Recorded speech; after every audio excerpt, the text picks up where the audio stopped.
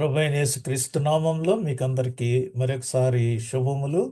మరి సాయంత్రం సమయంలో మీరందరూ ఎంత బిజీగా ఉన్నా సమయానికి ఈ జూమ్ మీటింగ్‌లో పాల్గొని దేవునితో కొంత సహవాసం చేయటానికి విచ్చేసిన మిమ్మల్ని అందరినీ దేవుని నామంలో అభినందిస్తున్నాను. ఇది మన వాక్య భాగము దేవుని వారసులు. ఇది త్రిత్వంలోని 8వ వారము. దీనికి సంబంధించి రోమా పత్రిక 8వ అధ్యాయము. ఇది తప్పు ప్రింట్ చేశాను నేను. 8వ అధ్యాయము 17-22 వచనాల వరకు ఆహ్, ఈ దినానికి సంబంధించిన వాక్య భాగం. మరి వాక్యంలోనికి వెళ్ళక మునుపు మనము ఒక చక్కటి పాట విందాము. టైటిలే దేవుని వారసులం కాబట్టి ఏం పాట వినబోతున్నామో మీరందరూ ఈజీగా గెస్ చేయొచ్చు. దయచేసి మనం అందరం ఆ పాటని ఆలకిద్దాం.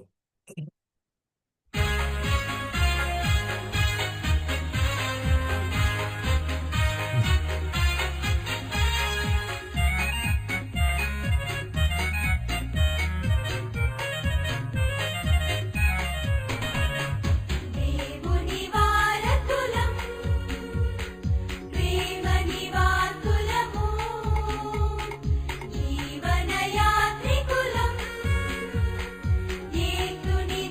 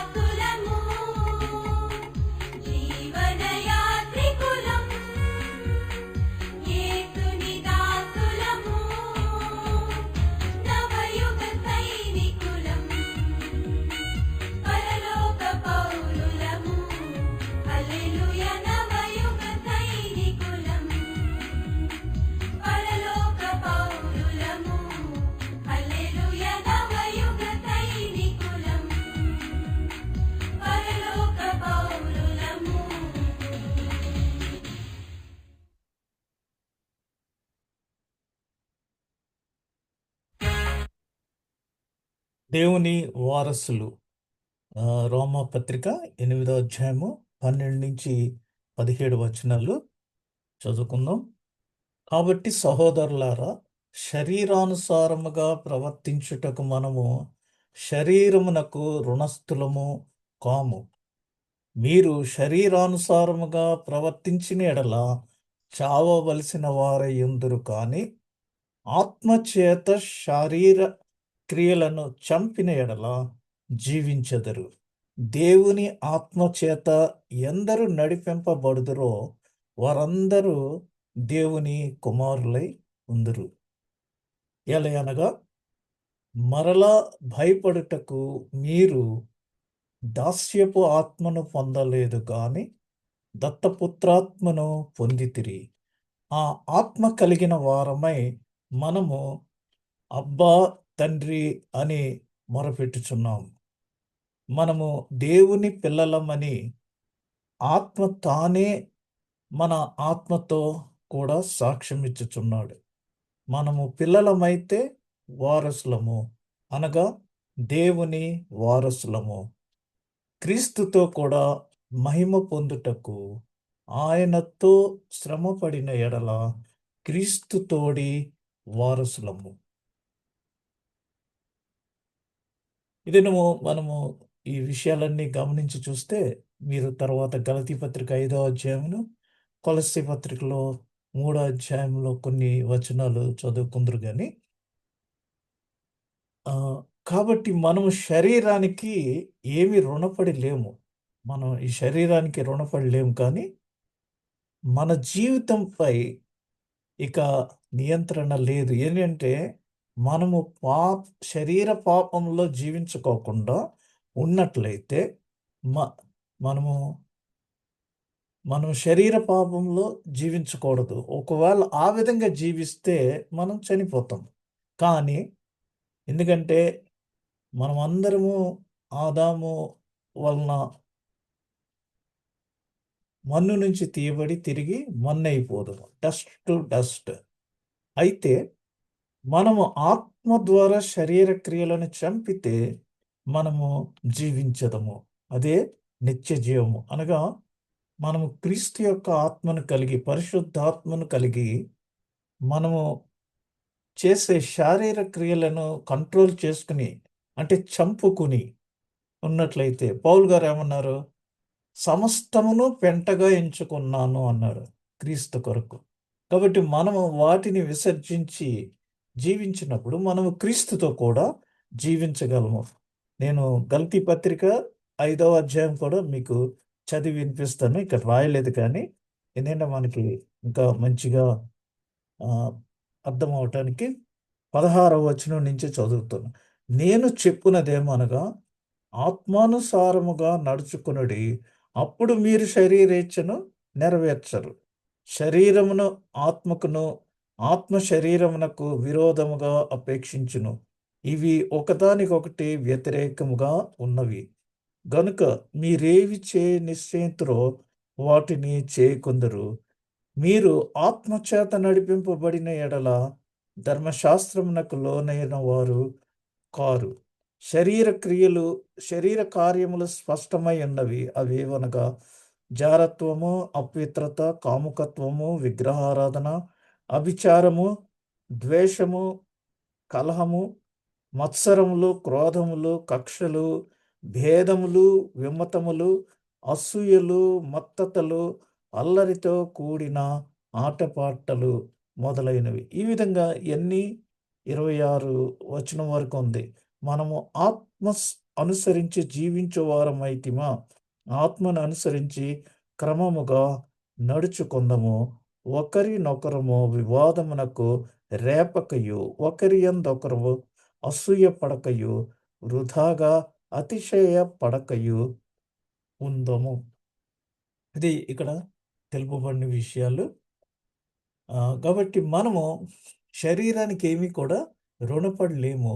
మన శరీర క్రియలను మనం చంపుకుంటే మనము ఆత్మ ద్వారా జీవించదము. ఎలా జీవిస్తాము అనేది నేను కొన్ని విషయాలు మీకు తెలియజేస్తాను. శారీరకంగా, ఆత్మకంగా. అనగా శరీర జీవితము, ఆధ్యాత్మిక జీవితం, ఆత్మ సంబంధమైన జీవితం. వీటికి డిఫరెన్స్ ఎలాగ మనం చూడగలం అనేది ఈ సమయంలో మనం గమనిద్దాము. శరీర సంబంధమైన మనస్సులు. శరీర సంబంధమైన మనసు ఉంటే శరీర సంబంధమైన కార్యాలు చేయటానికే మనము ముందుకు వెళ్తూ ఉంటాం. అయితే ఆత్మ సంబంధమైన మనస్సును కలిగి ఉన్నాం అనుకోండి, అప్పుడు రోమాపత్రిక 8వ అధ్యాయం 5వ వచనంలో ఉన్నట్టు శరీరానుసారులు శరీర విషయముల మీద మనస్సునంతురు. అది శరీర సంబంధమైన మనసులు. అయితే ఆత్మ సంబంధమైన మనసులు కలవారు ఆత్మానుసారులు ఆత్మ విషయముల మీద మనస్సునంతురు. శరీరానుసారమైన మనస్సు అది మరణానికి దారితీస్తుంది. కాబట్టి మనం శరీరాన్ని మనము ఆత్మతో శరీరేచ్ఛలను చంపుకుంటే మనము క్రీస్తుతో కూడా జీవించి ఉంటాము. శరీర సంబంధమైన మనస్సులు ఆధ్యాత్మిక మనస్సులు. శరీర సంబంధమైన మనసులు ఎంతసేపు మరి శరీర విషయాల గురించి ఆలోచిస్తారు. ధనము కానీ లేదా ఇంకొకటి కానీ ఆశ. ఇంకా ఏం చేద్దాం, ఇంకా ఏం చేద్దాం అని. అంతేగాని మన పౌరస్థితి ఎక్కడ ఉంది, మనము క్రీస్తుతో నిత్యము ఏ విధంగా జీవించాలనే ఆలోచన తపన ఏమీ కూడా వారికి ఉండదు. ఎంతసేపు ఏమి తిందుమో ఏమి త్రాగుదుమో అనే ఆలోచించేది శరీర సంబంధమైన మనసు. అయితే ఆధ్యాత్మికమైన మనసులు ఏంటంటే దేవుని కొరకు మనం ఇంకను ఏమి చేయవలెను అనే ఒక ఆధ్యాత్మిక తపనతో ఉండేది ఆధ్యాత్మిక మనస్సు. ఆధ్యాత్మికంగా చనిపోయినవి. శరీరేచ్ఛలు ఎక్కువగా ఉన్నట్లయితే అప్పుడు ఆధ్యాత్మికత మనలో ఏమీ ఉండదు. ఎందుకంటే మనం శరీరానికి దాసులం అయిపోయాం. శరీరేచ్ఛలను నెరవేరిస్తే మనలో ఆధ్యాత్మికత ఏమీ ఉండదు. ఆధ్యాత్మికంగా అవన్నీ చనిపోయినవి అవుతాయి. అయితే ఆధ్యాత్మిక జీవితాన్ని కలిగి ఉన్నప్పుడు సజీవంగా ఉంటాం. ఎట్లా అంటే ఆత్మానుసారమైన మనస్సు జీవమును సమాధానమునై ఉన్నది. ఆత్మ ఎప్పుడు జీవిస్తుంది, శరీరము మరి మరణానికి దారి తీస్తుంది. అయితే మరి మనం అందరం అనుకోవచ్చు, ఎట్లయినా మనం అందరం మరి మరణించవలసింది కదా అని. అయితే ఆ, సమాధుల మీద రాస్తుంటారు, లేకపోతే చెప్తూ ఉంటారు ఎక్కువగా, క్రీస్తునందుండి మృతులైన వారు ధన్యులు. మరి క్రీస్తు వచ్చినప్పుడు వారు మొదట లేపబడుదురు. కాబట్టి మనము వారిని అక్కడ కలుసుకుంటాము అనే నిరీక్షణ మనం కలిగి ఉండాలి అనేసి ఓదార్పు మాటలు పాస్టర్ గారు ఎక్కువగా చెప్తూ ఉంటారు. అంటే on one day we all will meet together అనేసి వారు చెప్తూ ఉంటారు. ఏంటంటే నిరీక్షణ లేని ఇతరుల వలె కాకుండా మనము ఆ విధంగా కలిగి ఉండాలనేసి. అంచేత దేవుని పట్ల శత్రుత్వం, ఇది శరీర జీవితం. ఇక్కడ శత్రుత్వం లేదు. ఎందుకనగా ఏలయనగా శరీరానుసారమైన మనస్సు దేవునికి విరోధమై ఉన్నది. అది దేవుని ధర్మశాస్త్రమునకు లోబడదు, ఏమాత్రమును లోబడ నేరదు. ఇది మనకి చాలా క్రిస్టల్ క్లియర్గా ఇది కనిపిస్తూ ఉంటుంది.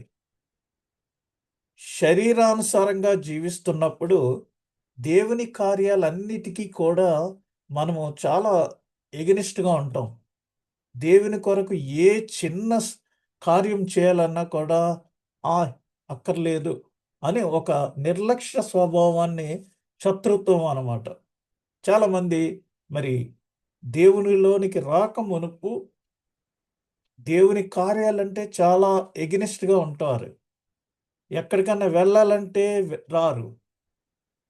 ఎందుకు అక్కడ బోర్ కొడుతుంది, ఏదో చెప్తారు అన్నీ ఇలా. అదే దిస్ ఇస్ కాల్డ్ శత్రుత్వం. ఎగనిస్ట్గా మాట్లాడతారు అన్నమాట. దేవుని పట్ల ఎగనిస్ట్గా మాట్లాడతాం. ఆదివారం ఒక్కరోజు వెళ్తే సరిపోద్ది కదా గుడికి, ప్రతిసారి వెళ్ళాలా అలాగని మనమే శత్రుత్వం డెవలప్ చేస్తూ ఉంటాం. అయితే మరి ధర్మశాస్త్రానుసారంగా మనం ధర్మశాస్త్రానికి లోబడి జీవించినప్పుడు అది ఆధ్యాత్మిక జీవితము. ఇక్కడ శరీర జీవితము దేవునికి లోబడి ఉండదు. ఏటి నువ్వు ఇంకా ఎప్పుడో బీసీ నాటి జనంలా బిహేవ్ చేస్తున్నావు. Now we're in 21st century, life is short అనేసి దేవునికి లోబడి ఉండకోకుండా ఈ క్షణిక సుఖాలకి మనం మరి లోనైపోయి శరీర జీవితాన్ని ఇష్టపడుతూ అందులోనే ఇంకా మునిగి తేలుతూ ఉంటాం. అయితే మనము ఫోర్సి అనగా ముందు చూపు కలిగి ఉండకోకుండా రాబో కాలంలో మన పరిస్థితి ఏంటి అని మనము గుర్తించుకోకుండా ఉండే జీవితము శరీర జీవితము లోబడి ఉండదు దేవునికి. అయితే ఆధ్యాత్మిక జీవితము దేవునికి లోబడి ఉండును. అనగా దేవుని యొక్క ధర్మశాస్త్రానికి ఆ ప్రకారంగా జీవించటానికి మరి ఆధ్యాత్మికత డెవలప్ చేసుకుంటానికి మహిమలో నుండి మహిమలకు మరి ఎదగటానికి మనము ప్రయత్నిస్తూ ఉంటాం. 7వ అంశం ఏంటంటే దేవునిని సంతోషపెట్టలేడు. శరీర జీవితం శరీరానుసారంగా మనం జీవిస్తున్నప్పుడు మరి దేవునికి సంతోషకరంగా ఉండే ఏ కార్యము కూడా మనము చేయలేము. దేవునికి సంతోషపెట్టే కార్యాలు ఏంటంటే చాలా ఉన్నాయి. అన్నిటికంటే ముఖ్యమైనది ఏంటంటే విధవరాండ్రను, అనాథ పిల్లలను, మరి చెరసాల్లో ఉన్న వారిని, అనారోగ్యంగా హాస్పిటల్లో ఉన్న వారిని దర్శించటం, వారి కొరకు మనం సహాయం చేయటం దేవునిని సంతోషపెట్టినట్లు. అంతేగాని నేను ఆయన సిన్సియర్ క్రిస్టియన్, నేను ఉపవాసం ఉంటున్నాను, చర్చికి రెగ్యులర్గా వెళ్తున్నాను, దశంభాగం ఇస్తున్నాను అంటే అట్టి ఉపవాసములు నేను మిమ్మల్ని నుంచి కోరుటలేదు అనేసి దేవుడు మరి యెషయా గ్రంథంలో తెలియజేస్తూ మనకి యాకోబు పత్రికలో ఈ విధమైన ఉపవాసము నాకు ఇష్టము 8వ అధ్యాయం 8వ వచనంలో కాగా శరీర స్వభావము గలవారు దేవునిని సంతోషపరచనేరరు. అందుకని ఆల్వేస్ శరీరానికి ఆత్మకి రెండిట్లకి కాంప్రమైజ్ అవ్వదు. ఆత్మ సిద్ధమే కానీ శరీరం సహకరించదు. చర్చికి వెళ్ళినా మనం శరీరం ఏం చేస్తుంది? ఫ్యాన్ కింద కూర్చుని మంచిగా నిద్ర వస్తుంటుంది. ఆత్మ ఏమో వాక్యాన్ని వినటానికి ప్రయత్నిస్తుంటే శరీరం ఏమో నిద్రపోవటానికి సహకరిస్తూ ఉంటుంది. కాబట్టి ఆల్వేస్ మన జీవితంలో 2 గవర్నమెంట్స్ ఉంటాయి. ఒకటి ఆత్మ, ఒకటి శరీరం. ఈ రెండిట్లకి మధ్య ఎప్పుడు వైరం జరుగుతూ ఉంటుంది. అయితే మనం శరీరానికి లొంగిపోతూ ఉంటాము. ఒక్కొక్కసారి మరి ఆధ్యాత్మికత కావాలన్నప్పుడు మనము ఉపవాసం ఉండి మనలను మనం బలపరుచుకుని ప్రభు కొరకు స్టాండ్ స్టిల్గా బలంగా నిలబడటానికి మనలను మనం తగ్గించుకుని, అందుకనే శ్రమకాల దినాల్లో మరి ఉపవాసం ఎక్కువ చేస్తుంటారు. ఎందుకంటే అంటే తగ్గించుకుని, వాసం అంటే దేవునితో సహవాసం చేయటానికి. అలా తగ్గించుకోకపోతే శరీరం మన మాట వినదు. ఫుల్లుగా చక్కగా భోంచేసి చేస్తే నిద్రపోవడానికి ప్రయత్నిస్తుంది కానీ శరీరం మరి ఆత్మ మనం ఆత్మీయ కార్యాలు చేసినప్పుడు ఆ విధంగా తగ్గించుకొని అంటే తగ్గించుకొని వాసం అంటే దేవునితో సహవాసం చేయటానికి. ఆత్మలో కాదు, ఇది ఆత్మ. శరీర జీవితము ఆత్మలో ఏమాత్రము కాదు. అయితే ఆధ్యాత్మిక జీవితం కేవలము ఆత్మలో, పరిశుద్ధాత్మలో మన జీవనం నడుచును. శరీర జీవితము క్రీస్తుది కాదు, ఆధ్యాత్మిక జీవితము క్రీస్తుది. ఎలా అంటే దేవుని ఆత్మ మీలో నివసించి ఉన్న ఎడల మీరు ఆత్మ స్వభావం కలవారే కానీ శరీర స్వభావము కలవారు కారు. ఎవడైనను క్రీస్తు ఆత్మ లేని వాడైతే వాడాయన వాడు కాడు. అందుచేత మనము బాప్తిస్మ సాక్ష్యంలోనికి వచ్చినప్పుడు క్రీస్తు దేవుని ఆత్మ మన హృదయంలో ముద్రించబడింది. మన మరణ పర్యంతము దేవుని ఆత్మ మనలో ఉంటుంది. మనము మరణించినప్పుడు మన ఆత్మ మరి పరదేశుకు వెళ్ళి అక్కడి నుంచి దేవుని సన్నిధికి చేరుతుంది. కాబట్టి ఇట్టి నిరీక్షణ మనకి అనుగ్రహించున్నాడు. అందుకని ఆల్వేస్ శరీర జీవితానికి ఆత్మీయ జీవితానికి వైరం ఉంటుంది. 10వది పాపము విషయంలో జీవించేది శరీర జీవితము. ఎంతసేపు ఏం చేద్దామో అది ఇది అనేసి. ఇక్కడ ఆధ్యాత్మిక జీవితము పాపము విషయంలో చనిపోయినది. ఎవరైనా బాప్తిస్మం తీసుకున్నప్పుడు వారిని నీటిలో పూర్తిగా ముంచుతారు. అంటే నీటిలో వారి శారీరక పాప జీవితాన్ని పూర్తిగా సమాధి చేసి మరి ఆ పాపము విషయంలో పూర్తిగా చనిపోయింది. 11 దేవుని విషయంలో చనిపోయింది. శరీర జీవితం ఏంటంటే దేవుడు మనకు ఆజ్ఞాపించినవి ఆయన స్వరూప్యంలో మనం నడవకోకుండా మనము వేరే విధంగా నడిచినప్పుడు దేవుని విషయంలో మనము చనిపోయిన వారం అవుతాం. ఆదాముతోటి దేవుడు స్నేహంగా ఉండి నీవు ఈ విధంగా చెయ్యి అంటే ఆదాము ఏం చేశాడు? అక్కడ జరిగిన పరిస్థితి వలన మరి దేవుని విషయంలో వారు చనిపోయారు. అనగా దేవునికి మానవునికి ఉన్న ఆ సహవాసము తెగిపోయింది. అయితే ఇక్కడ ఆధ్యాత్మిక జీవితంలో మనము జీవముగా ఉన్నది దేవునిలో. మనము శారీరకంగా ఒకవేళ మరణించినప్పటికీ మనలో ఉన్న ఆత్మ దేవుని దగ్గర సజీవముగా ఉంటుంది. అది ఆధ్యాత్మిక జీవిత యొక్క విలువలు. ఎందుకనగా మనం ఈ లోకంలో జీవించుచున్నప్పుడు లోకములో మనము వేరు చేయబడ్డాము. లోకంలోనే జీవిస్తున్నాం కానీ లోకంతో కలిసిపోయి మనం జీవించట్లేదు. మనము ఆధ్యాత్మిక జీవితాన్ని మనం జీవిస్తున్నాము. మనకు కావలసిన విధంగా మనము క్రీస్తులో జీవించుచున్నాం. చూడండి, ఇక్కడ హోటల్స్ ఉన్నాయి. అందరూ భోజనం చేయాలి. మనకు అన్ని ఆహార పదార్థాలు కావాలి. కానీ మరి మనము కొన్ని విషయాల్లో వేరు చేయబడ్డాము. ఎలాగంటే చూడండి, మీరు ఫ్లైట్‌లో ఎక్కినప్పుడు కూడా మీకు నాన్ వెజ్జా, వెజ్జా అని అన్నీ అడుగుతారు. కానీ కొంతమంది ఫ్లైట్ బుక్ చేసుకున్నప్పుడే హలాల్ ఫుడ్ కావాలి మాకు అని. అంటే మీకు తెలుసు ఇక్కడ ఉన్న వారందరికీ. హలాల్ ఫుడ్ అంటే రక్తము చిందించి అది చంపబడింది. మరి కొన్నిసార్లు అలా లేకపోతే వారు వేరుపరచబడి ఉన్నారు. మనము కూడా ఆ విధంగా ఈ లోక పరిస్థితుల నుంచి వేరు చేయబడిన వారం.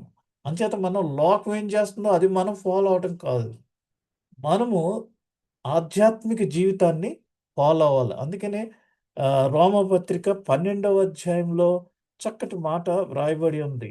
మీరు ఈ లోక సంబంధమైన మర్యాదలను అనుసరింపక, రెండవ వచనం 12వ అధ్యాయం 2వ వచనం.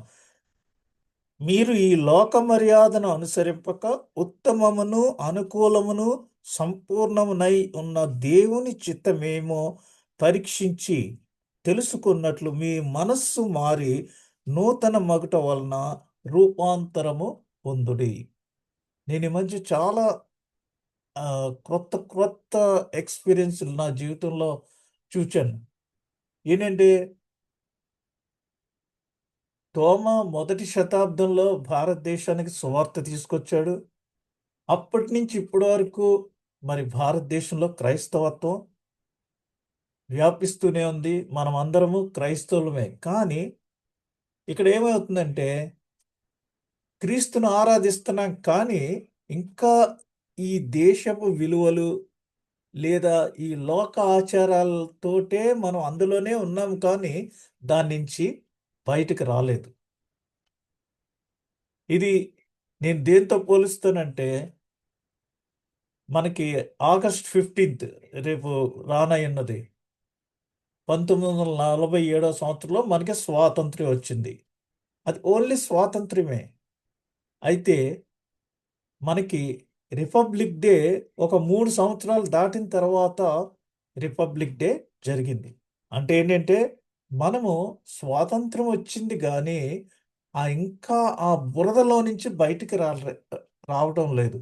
ఇంకా ఆ లోక మర్యాదలు మళ్ళీ దాని గురించి భయం. ఇక రానున్న వచనాల్లో చూస్తాం. మీరు అటువంటి భయం కలిగే అటువంటి ఆత్మను మీకు దేవుడు ఇవ్వలేదు. ఎందుకంటే మనం భయపడవలసిన అవసరం లేదు.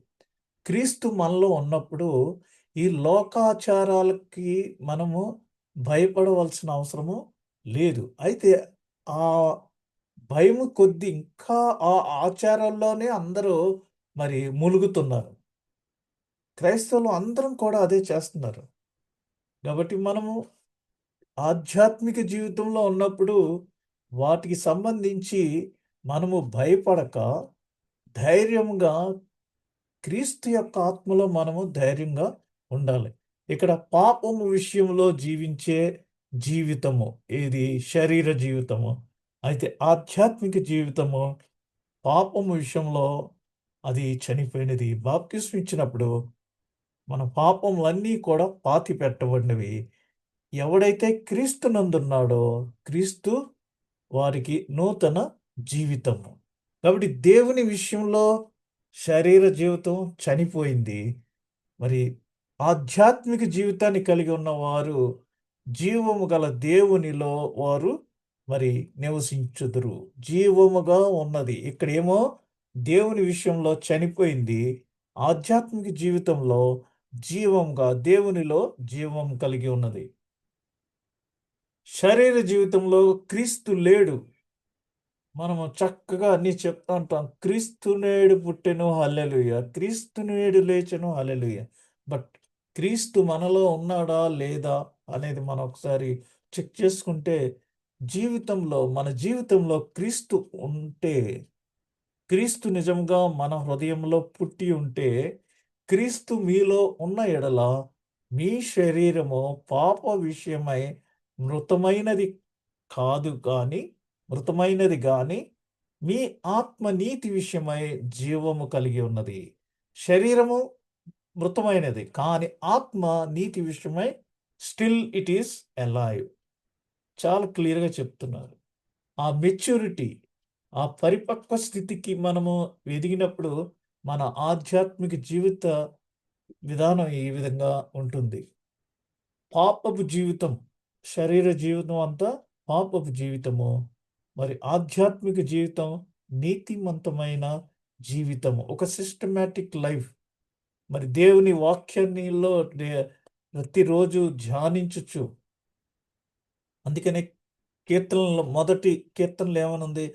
అతడు నీటి వారన నాటబడిన చెట్టు వలె ఫలించుచుండును. ఇదే ఎందుకని దివారాత్రములు దేవుని వాక్యాన్ని ధ్యానిస్తున్నప్పుడు అది మరి బలము చేకూరుస్తుంది కాబట్టి మనము పాపం విషయమై మరణమైనప్పటికీ మృతమైనప్పటికీ ఆత్మ నీతి విషయమై జీవాన్ని కలిగి ఉంది. శరీర జీవితము పాపపు జీవితము. అయితే ఆధ్యాత్మిక జీవితము నీతివంతమైన జీవితము.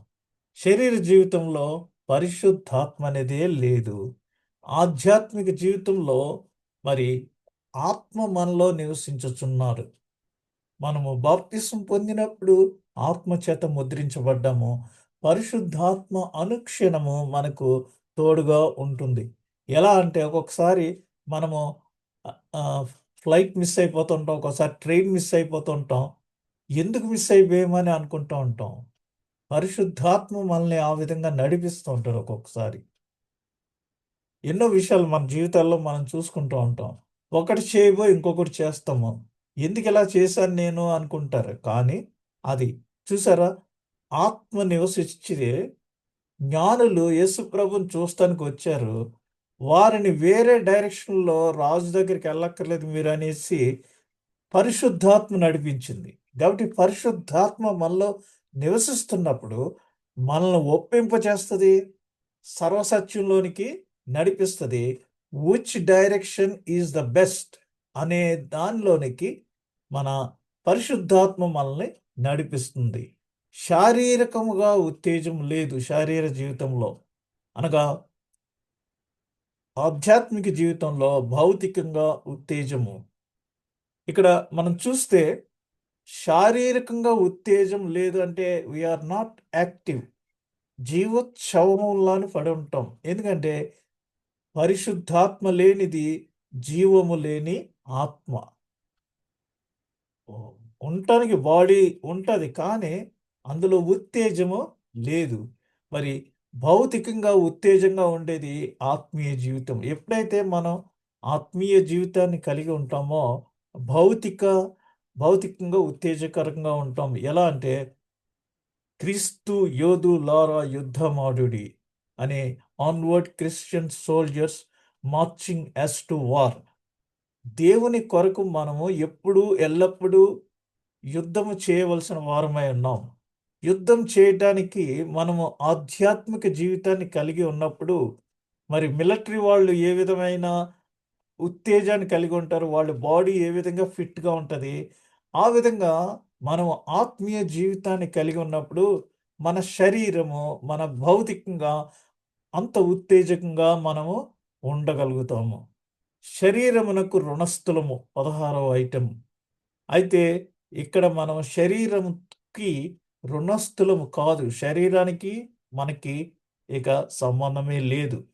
అంటే కాబట్టి సహోదరులారా, శరీరానుసారముగా ప్రవర్తించుటకు మనము శరీరమునకు రుణస్థులం కాదు. We are not bound to our body.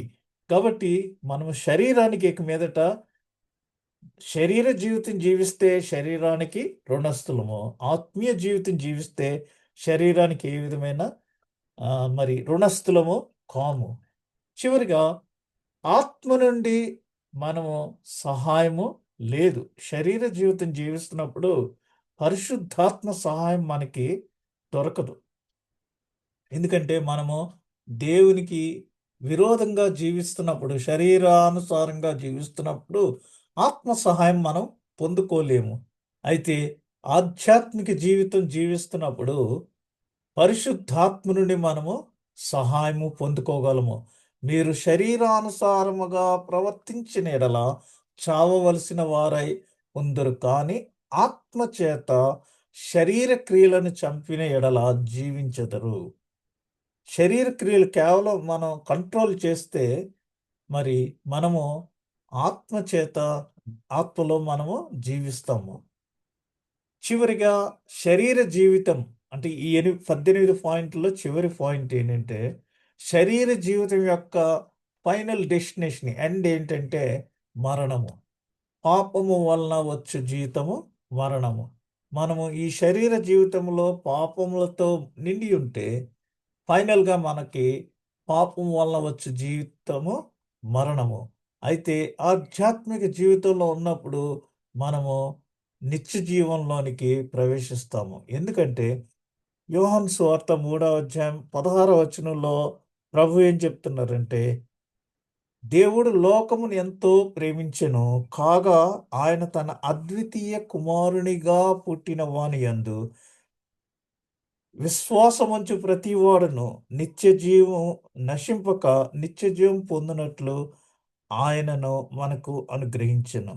ఎవరైతే ఆయనను అంగీకరిస్తారో వారిని అందరినీ ఆయన కుమారులుగా, దేవుని కుమారులుగా ఆయన ఎంచి నిత్య జీవాన్ని పొందుకునే అవకాశాన్ని దేవుడు మనకి అనుగ్రహించాడు. అందుకని గొల్లపల్లి నతానియేలు గారు, దేవుని ప్రేమ ఇదిగో జనులార భావంబు నన్ను తెలియలే, కేవలము నమ్ముకొనిన పరలోక రాజ్యము మనదగును.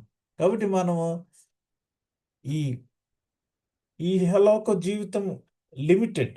ఈ లిమిటెడ్ జీవితం కోసం మనం అట్రాక్ట్ అయిపోయి అన్నీ చేసే బదులు లాంగ్ లైఫ్ కోసం మనము ప్లాన్ చేసుకుని దానికి తగిన విధంగా ఆధ్యాత్మిక జీవితం జీవించినప్పుడు మనకు నిత్య జీవం పొందుకునే అవకాశం ఉంటుంది.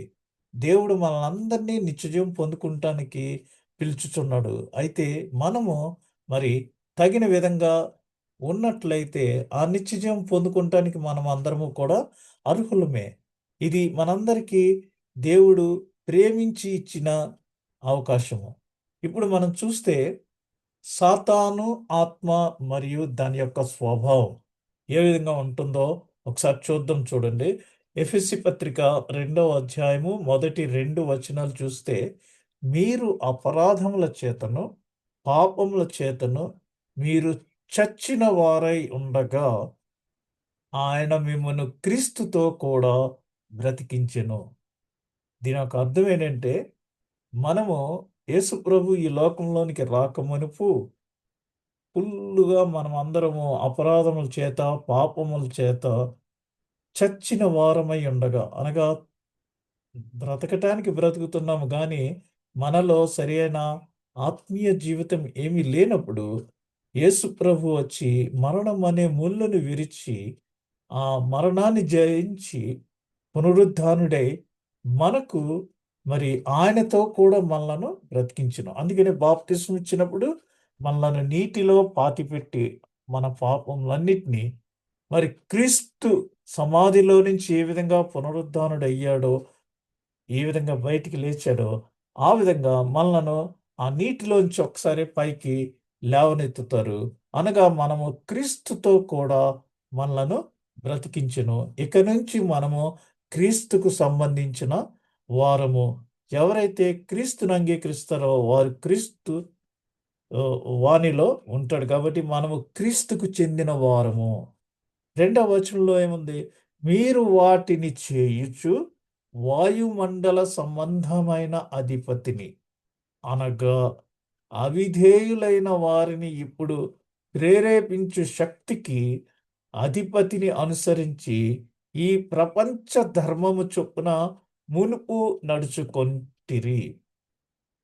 ఒకప్పుడు దేవునిని ఎరగక మునుపు మనము మరి ఈ వాయుమండల అధిపతి అనగా సైతాను ఆయన యొక్క స్వభావంలో మనము ఈ ప్రపంచ ధర్మాలన్నిటినీ అనుసరిస్తూ ముందు నడుచుకున్నాం.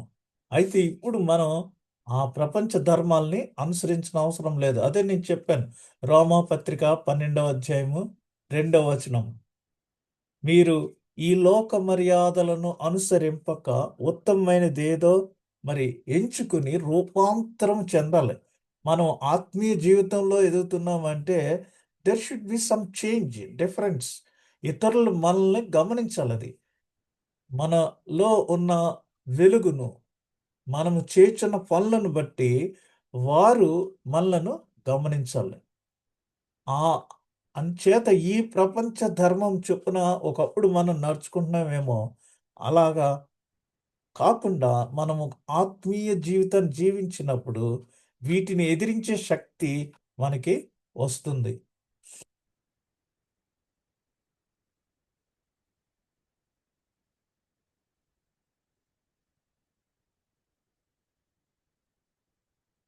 మీరు మరలా భయము మరియు భయమునకు బానిసత్వము ఆత్మను మీరు పొందలేదు, కానీ ప్రతి బంధమును విచ్ఛిన్నం చేయటానికి మీరు స్వేచ్ఛ మరియు కుమారత్వ ఆత్మను పొందితిరి.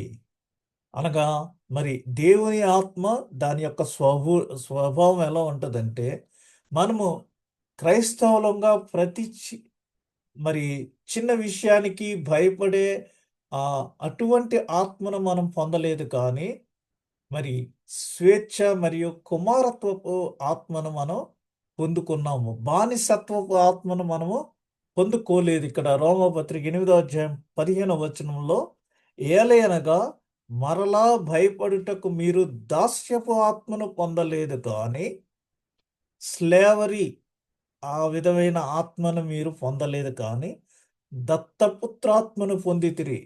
ఆ ఆత్మ కలిగిన వారమై మనము అబ్బా తండ్రి అని మొరపెట్టుచున్నాము.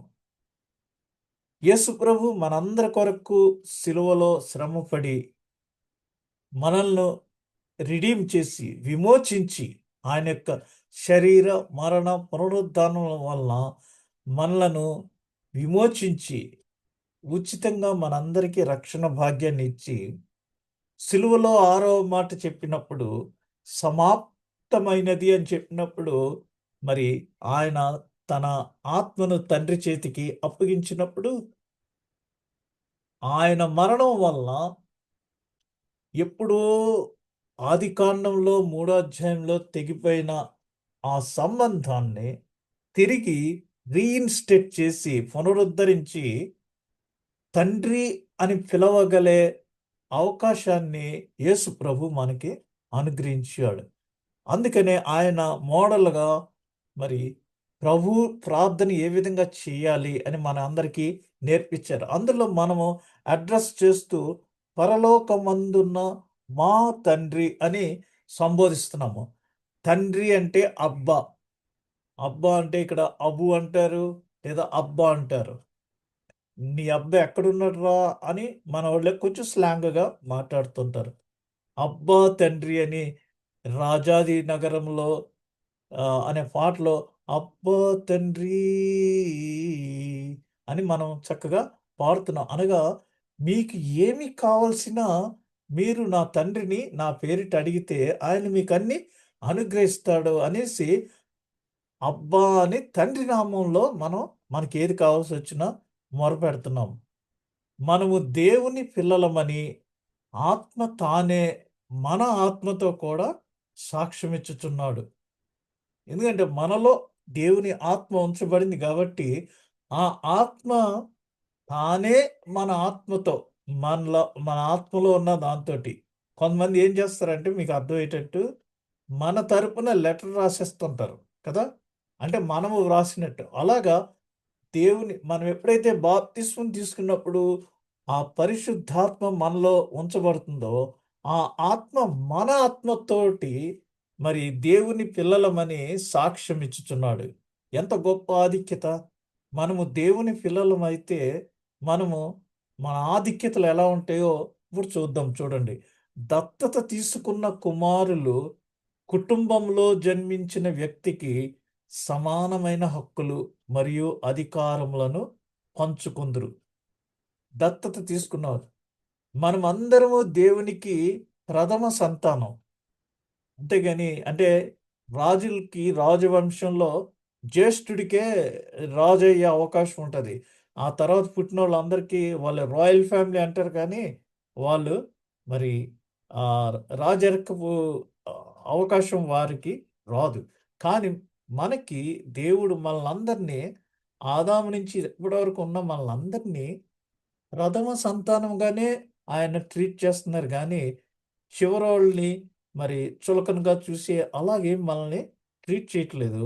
అందరికీ సమానమైన హక్కులు, సమానమైన అధికారాలు మనం పంచుకుంటున్నాం. అబ్బా! తండ్రి అనేది బానిసలు ఎప్పుడు యజమానికి అబ్బా అని లేదా ఉంపుడు గత్తెకి ఇమ్మా అని చెప్పుటకు అనుమతించబడలేదు. బానిసలుగా ఉంటే యజమానిని అబ్బా అని మనము పిలవలేము. ఎప్పుడు పిలుస్తామో ఆయనకు మనము కుమారులంగా, వారసులుగా ఉన్నప్పుడు మాత్రమే అబ్బా అని పిలుస్తాము. అలా అని పిలవటానికి యేసు ప్రభు సిలువలో మనందరికీ ఆ రిలేషన్‌ని మరి తిరిగి అనుసంధానించాడు. తిరిగి పునరుద్ధరించాడు. ఒకప్పుడు తెగిపోయిన సంబంధాన్ని తిరిగి కనెక్ట్ చేసి తండ్రిని మీకేది కావాల్సొచ్చినా నా పేరిట విత్ రిఫరెన్స్ టు మీ తండ్రిని అడగండి. మీరేమడిగినా ఆయన ఇస్తాడు అని చక్కటి రిలేషన్‌ని మళ్ళా ఎగ్జిస్టెన్స్‌లోకి యేసు ప్రభు తీసుకొని వచ్చాడు. అంతేగాని మరి ఉంపుడు గతికి ఇమ్మ అని ఎవరు కూడా చెప్పరు. చెప్పుటకు అనుమతించబడలేదు.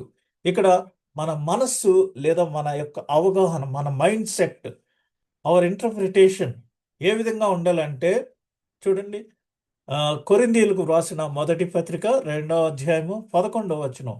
ఒక మనుష్యుని సంగతులు అతనిలోనున్న మనుష్య ఆత్మకే గాని మనుష్యులలో మరి ఎవనికిని తెలియను.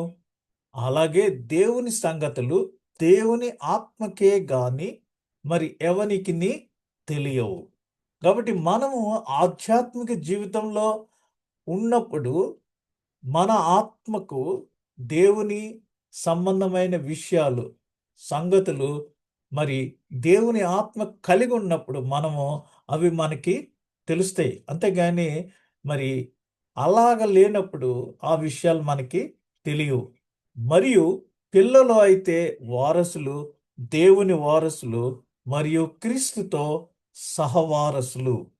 క్రీస్తుతో సహవారసులు. ఈ లోకంలో ఎవరి వారసత్వం ఎవరితో ఉన్నా సరే, మనము క్రీస్తును కలిగి దేవుని ఆత్మను కలిగి ఉన్నప్పుడు మనము దేవుని వారసులము. అందుకని ముందు మనం చక్కటి పాట విన్నాం. దేవుని వారసులము, ప్రేమ నివాసులము, నవయుగ సైనికులం అనే చక్కటి పాట అది. ఎంతో మాసిలామణి గారు వ్రాశారు ఈ పాటని. 17వ వచనంలో మనము పిల్లలమైతే వారసులము అనగా దేవుని వారసులము. క్రీస్తుతో కూడా మహిమ పొందుటకు ఆయనతో శ్రమపడిన ఎడల క్రీస్తు తోడి వారసులము. ఫస్ట్ ఆఫ్ ఆల్ మనము వారసులము, పిల్లలము. అయితే దేవుని వారసులము. మరి క్రీస్తుతో మహిమ పొందాలంటే ఆయన పొందిన శ్రమలలో మనము కూడా పాలిభాగస్థమైనప్పుడు క్రీస్తు తోడి వారసులం అవుతాము.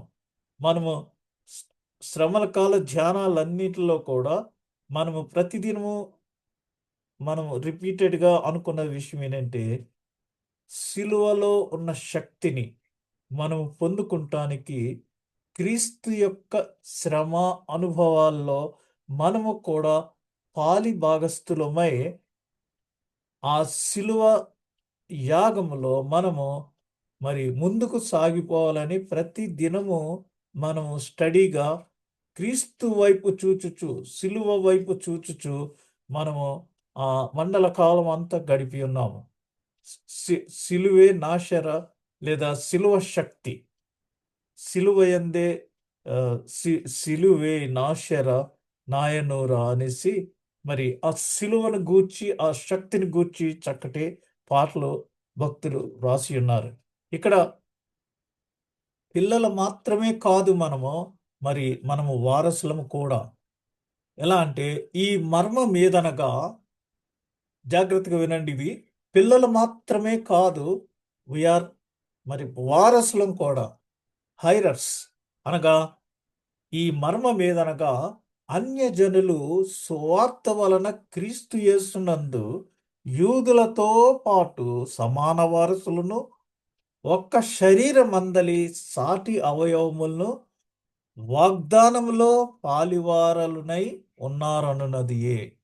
ఈ వాక్యం మనం జాగ్రత్తగా అర్థం చేసుకుంటే, యేసు ప్రభు రాక మునుపు యూదులు కేవలం వారు మాత్రమే పరలోక రాజ్య వారసులు, మేము దేవుని ప్రజలము అని వారికి చాలా అహంభావం, చాలా గర్వం. అయితే యేసు ప్రభు యూదులకు అన్యులకు మధ్య ఉన్న విభేదాల్ని, ఆ గోడని తీసివేయటానికి వచ్చారు. వారిరువురిని సమన్వయం చేయటానికి వచ్చారు. అది ఆ సువార్త వలన యేసుక్రీస్తునందు మనము యూదులతో పాటు సమాన వారసులం అయిపోయాం. చూడండి ఎంత చక్కటి ఆధిక్యత. యేసు ప్రభు లూకా సువార్త 4వ అధ్యాయంలో చెప్తాడు, బీదలకు సువార్త ప్రకటించుటకు నేను అభిషేకించబడి తిని అని. కాబట్టి సువార్త వినుట వలన మనము విశ్వాసములో క్రీస్తు యేసునందు మరి యూదులతో పాటు సమాన వారసులం అయిపోయాం. ఒకప్పుడు మాకు మాత్రమే రిజర్వేషన్ ఉంది పరలోక రాజ్యంలో, ఒక్కొక్క గోత్రానికి 12,000 చొప్పున అనేసి వారు చాలా గర్వంగా ఉండేవారు. ఇప్పుడు సువార్త వినటం వలన, క్రీస్తు యేసుతో అంగీకరించటం వలన ఒక్క శరీరమందు సాటి అవయవములు, మనమందరము ఒక్క శరీరమై ఉన్నాము. శరీరంలో అనేకమైన అవయవాలు ఎలా ఉన్నామో అలాగే మనము కూడా శరీరంలో ఒక అవయవమును వాగ్దానములో పాలివారులనై ఉన్నారనున్నదియే. వాగ్దానం అంటే అబ్రహాముకి దేవుడు వాగ్దానం చేశాడు, 1000 తరముల వరకు నిన్ను ఆశీర్వదిస్తాను, నీ తరతరములు నిన్ను ఆశీర్వాదాలు నీకు వస్తాయి అని చెప్పాడు. ఆ ఆశీర్వాదాలు ఎవరికి?